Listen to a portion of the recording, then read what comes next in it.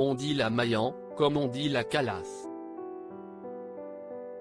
Virtuose de l'humour, reine incontestée du théâtre de boulevard, elle a débuté, comme Jean Poiret et Michel Serrault, au cabaret dans les années 1950. L'actrice rêvait d'une carrière dramatique, mais René Siémon, professeur de théâtre, l'oriente vers la comédie après qu'elle l'ait fait rire en interprétant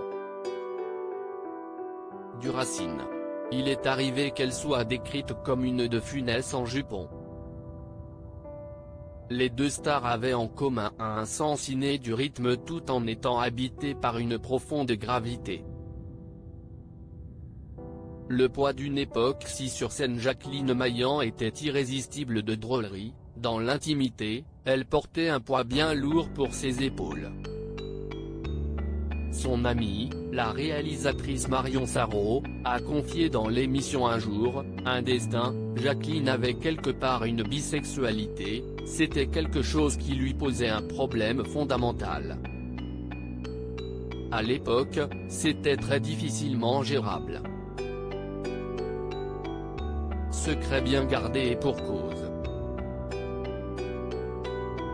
Durant ces décennies de succès, l'homosexualité était considérée comme une pathologie psychiatrique en France, au même titre que la schizophrénie.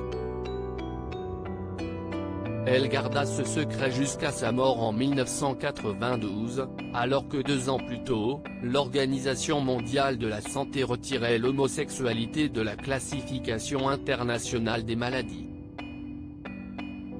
Des monstres de comédie. Une seule personne savait pour Maillan, celui qu'elle appelait l'être de ma vie, son époux Michel Emmer, l'un des compositeurs d'Édith Piaf.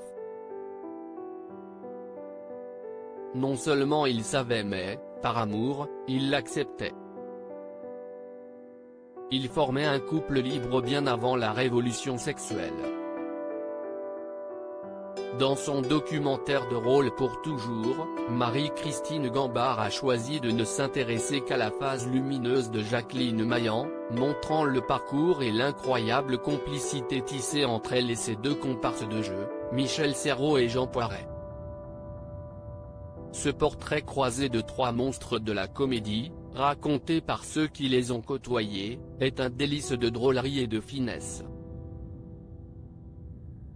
Leur folie et leur générosité continuent d'ailleurs d'inspirer ceux qui se réclament de leur descendance.